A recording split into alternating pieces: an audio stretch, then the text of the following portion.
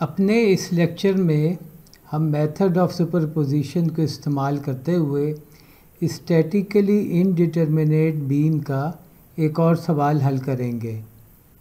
मैं problem statement पढ़ता हूँ। For the beam loaded and supported as shown find out the values of external reaction at A and B.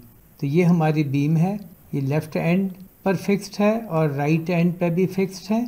पूरी beam पर distributed force जिसकी intensity W है वो लगी हुई है और बीम की लेंथ L है जो कि ज़ाहिर है कि हमें मालूम है।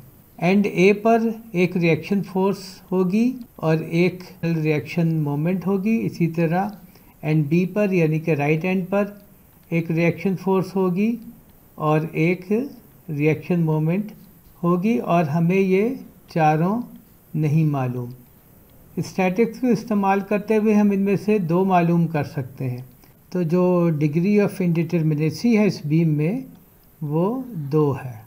तो हम अब बात करेंगे इस प्रॉब्लम को हल करने की स्ट्रेटजी के बारे में।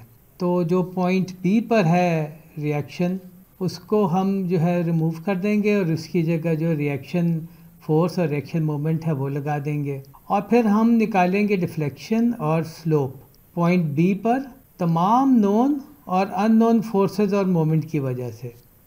तो सिचुएशन ये होगी कि हमारी बीम जो है वो एक कैंटिलीवर बीम में कन्वर्ट हो जाएगी जिस पर एक नोन डिस्ट्रीब्यूटेड फोर्स, एक अननोन रिएक्शन फोर्स और एक अननोन जो है मोमेंट लग रहा है। फिर हम ये इक्वेशन अप्लाई करेंगे कि जी टोटल डिफ्लेक्शन इन तीनों फोर्सेस की वजह से वो 0 है और टोटल स्लोप उन तीनों फोर्सेस की वजह से 0 है। ये डिफ्लेक्शन और ये स्लोप पॉइंट बी पे 0 इसलिए है कि यहाँ पे जो फिक्स सपोर्ट लगी हुई है उसने ये इंश्योर किया हुआ है कि डिफ्लेक्शन पैटर्न इस तरह का हो कि यहाँ पर स्लोप भी 0 है और डिफ्लेक्शन भी 0 है। इसी तरह यहाँ पे भी स्लोप 0 है, डिफ्लेक्शन भी 0 है। तो जो डिफ्लेक्शन पैटर्न ओवरऑल बनेगा वो कुछ इस किस्म का बनेगा। तो इसकी वजह से हमें होगा ये कि हमें जो है वो MB और RB जो कि हमने यहाँ पे दिखाए हैं और वो अननोन है वो हमें मालूम हो जाएंगे। जब ये हमें मालूम हो जाएंगे तो हम स्टैटिक्स और इक्विलिब्रियम को इस्तेमाल करते हुए पॉइंट A पर जो रिएक्शन फोर्स और रिएक्शन मोमेंट है वो हम कैलकुलेट कर लें। अब हम सोल्यूशन पर आते हैं। हमने अपनी बीम को एक कैंटिलीवर बीम में तब्दील कर दिया है जिस पे 3 लोड्स लगे हुए हैं। हमें जो मुख्तलिफ़ लोड्स के लिए जो कैंटिलीवर बीम के सलूशन हमें मालूम है हम उनका इस्तेमाल करेंगे क्योंकि मेथड ऑफ सुपरपोजिशन में हम उसका इस्तेमाल किया करते हैं। तो पहला केस अगर हम देखें लोडिंग का तो वो है कि डिस्ट्रीब्यूटेड लोड जो है W वो लगा हुआ है, उसकी वजह से जो एंड B है उस पर जो डिफ्लेक्शन है वो है -WL4/ATI और जो उस पर स्लोप है वो है -WL3/6EI। ये माइनस का मतलब है डाउनवर्ड और नेगेटिव स्लोप जो है वो कुछ इस तरह होता है। जब ये हम पता कर लेंगे तो हम ये लोड जो है वो रिमूव कर देंगे और उसकी जगह अगला लोड लगा लेंगे जो कि RB है और RB की वजह से जो डिफ्लेक्शन होगा वो होगा प्लस RBL3/3EI। प्लस का मतलब है अपवर्ड और जो स्लोप होगा वो होगा प्लस RBL²/2EI। प्लस जो स्लोप होता है वो इस तरह होता है। फिर हम इस लोड को भी हटा लेंगे और उसकी जगह हम MB लगाएंगे और MB की वजह से जो डिफ्लेक्शन है वो भी प्लस में है, वो है MBL²/2EI और जो स्लोप है वो भी प्लस में है और वो है MBL/EI।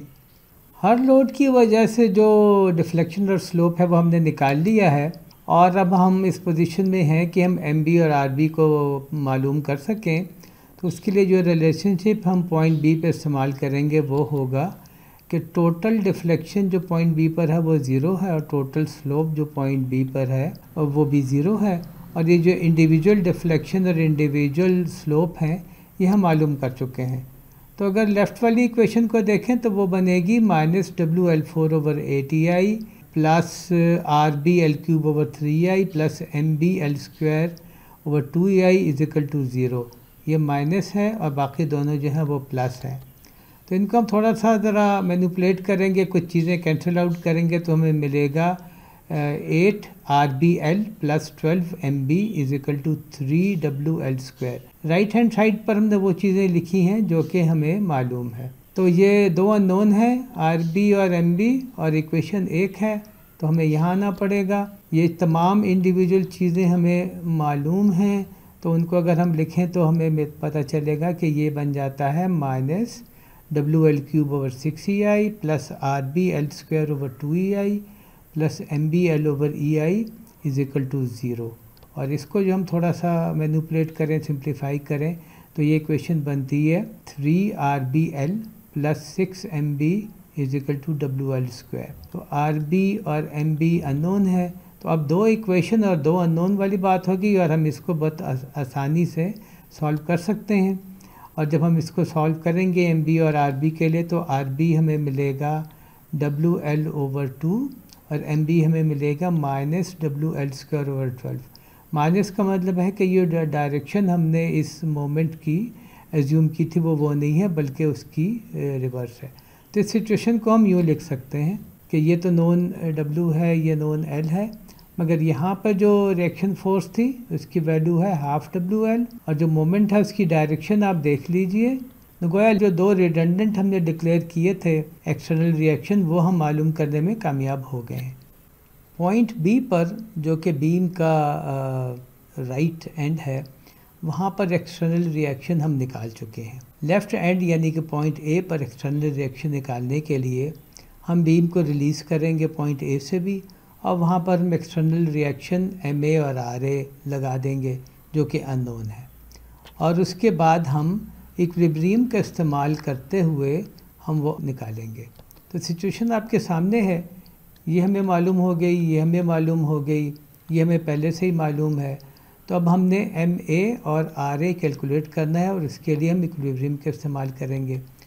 तो पहली कंडीशन जो है इक्विलिब्रियम की के तमाम फोर्सेस जो हैं वाई डायरेक्शन में सम कीजिए, वो ज़ीरो होनी चाहिए। तो एक फोर्स है RA जो अपवर्ड है, एक फोर्स है हाफ WL जो अपवर्ड है, ये वाली और ये वाली, और नेगेटिव डायरेक्शन में जो है वो फोर्स है WL, यानी कि डिस्ट्रीब्यूटेड फोर्स की इंटेंसिटी को हम उसकी लेंथ से मल्टीप्लाई करेंगे तो वो फोर्स बन जाएगी। और इन सब का सम जो है वो ज़ीरो होना चाहिए, और यहाँ से हमें पता चल जाएगा कि RA क्या है। दूसरी कंडीशन जो इक्विलिब्रियम की है वो ये है कि किसी भी एक पॉइंट पर, मिसाल के तौर पर पॉइंट A, वहाँ पर अगर आप मोमेंट लें तो वो ज़ीरो होना चाहिए। तो एक मोमेंट तो ये हो गई इस फोर्स की वजह से, और उसका मोमेंट आर्म जो है वो L है। दूसरी मोमेंट बजाते ख़ुद हो गई जो कि ये वाली है। उसके अलावा डिस्ट्रीब्यूटेड फोर्स की जो मोमेंट होगी वो होगी WL मल्टीप्लाइड बाई L/2, और फिर एक ये मोमेंट होगी MA। RA की वजह से कोई मोमेंट नहीं होगी क्योंकि पॉइंट A से ये फोर्स खुद गुजर रही है।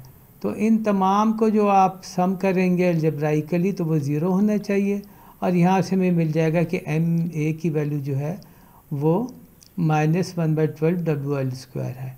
माइनस का मतलब ये हुआ कि मोमेंट MA की डायरेक्शन इस तरह की है। तो गोया हमने मज़ीद दो जो एक्सटर्नल रिएक्शन हैं वो भी मालूम कर लिए, तो यूँ प्रॉब्लम हमारा सॉल्व हो गया। हम इस प्रॉब्लम को एक और तरीक़े से भी सॉल्व कर सकते थे। पहले केस में हमने इस बीम में से दो रिएक्शन अलग किए और बीम को एक कैंटिलीवर बना दिया। हम ये भी कर सकते थे कि दो रिएक्शन इस तरह हटाते कि बीम जो है वो सिंपली सपोर्ट बन जाती। मिसाल के तौर पर हम मोमेंट जो है पॉइंट A पर और जो मोमेंट है पॉइंट B पर, इसको हम रिडंडेंट करते और इनको सिंपली अननोन मोमेंट की तरह इस बीम पर अप्लाई कर देते, और जो नॉन डिस्ट्रीब्यूटेड फोर्स जो W है वो ज़ाहिर है वैसी की वैसी होती। अब ये बीम जो है वो एक सिंपली सपोर्ट बीम बन जाती, और हमें इस मोमेंट और इस फोर्स की वजह से जो सोल्यूशन है वो हमें ज़ाहिर है कि पता है, हम उसको इस्तेमाल करते। कंडीशन ये हम इस्तेमाल करते कि लेफ़्ट एंड पर यानी कि theta A, total theta A जो है वो ज़ीरो है, और राइट एंड पर जो टोटल थीटा बी है वो 0 है, और वहाँ से फिर हमें एम ए और एम बी पता चल जाता। जब हमें ये पता चल जाते एम ए और एम बी, और डब्ल्यू हमें पहले ही पता है, तो हम यहाँ पे जो एक्सटर्नल रिएक्शन आर ए और आर बी हैं, ये भी हम इक्विलिब्रियम की मदद से मालूम कर लेते। आप अगर चाहें तो इसी प्रॉब्लम को दोबारा इस तरीके से सॉल्व कर सकते हैं। इस लेक्चर में हमने एक प्रॉब्लम सॉल्व किया जो कि बीम डिफ्लेक्शन का था। जो मेथड हमने इस्तेमाल किया वो मेथड ऑफ सुपरपोजिशन था, और बीम जो थी वो स्टैटिकली इनडिटर्मिनेट थी, और जो उसमें डिग्री ऑफ इनडिटर्मिनेसी थी वो दूसरे लेवल की थी, यानी कि 2 थी। तो इससे पिछले लेक्चर में हमने एक ऐसा स्टैटिकली इनडिटर्मिनेट प्रॉब्लम सॉल्व किया था जिसमें जो डिग्री ऑफ इनडिटर्मिनेसी थी वो 1 थी। तो उम्मीद है आपको ये लेक्चर पसंद आया होगा। Thank you very much.